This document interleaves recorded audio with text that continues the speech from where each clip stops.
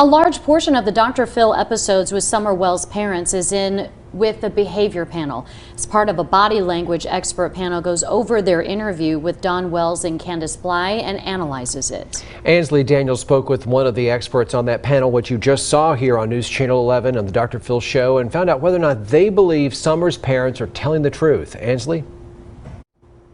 Josh and Sarah, the behavior panel has taken YouTube by storm. It's a group of 4 body language experts and behavior experts who analyze that body language and human behavior in videos of public interest. Now, they have analyzed Don Wells and Candus Bly several times, including our very own News Channel 11 interviews. Now, one of the panelists tells me that their latest experience on Dr. Phil across all of their analyses, they say that their thoughts are the same. We really didn't have a problem with Don.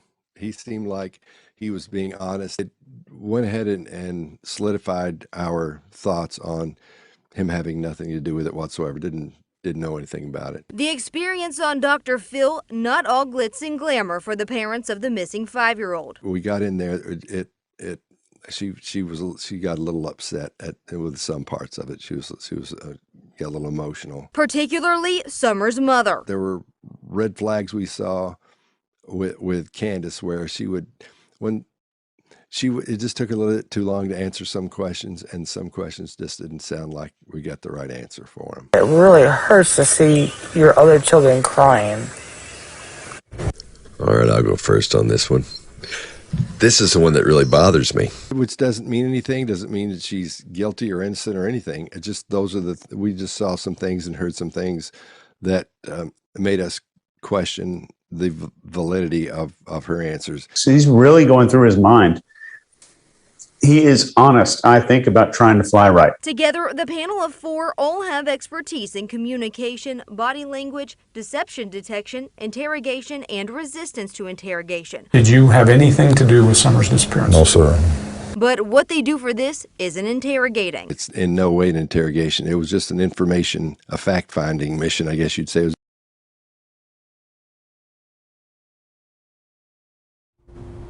Now, to be clear, this group does not deem people to be guilty or innocent. Rather, they just look at their deception versus honesty, especially when it comes to the body language and how they act when they ask them questions.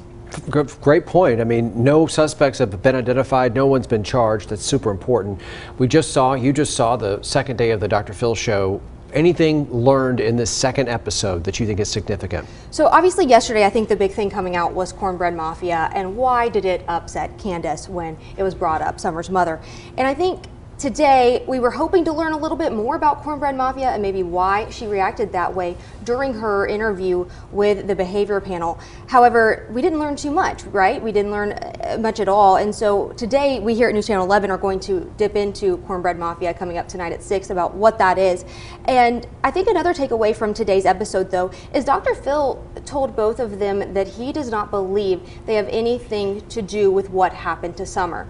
However, earlier I did speak with a criminal justice expert who tells us that while what he said is important, it's also the way he said it. Dr. Phil used some very specific language in the way he said that. So we're going to learn a little bit more about that coming up tonight at 6. But I think that a big takeaway from today is that Dr. Phil told both of her parents that he did not believe they had anything to do with what happened to their little girl.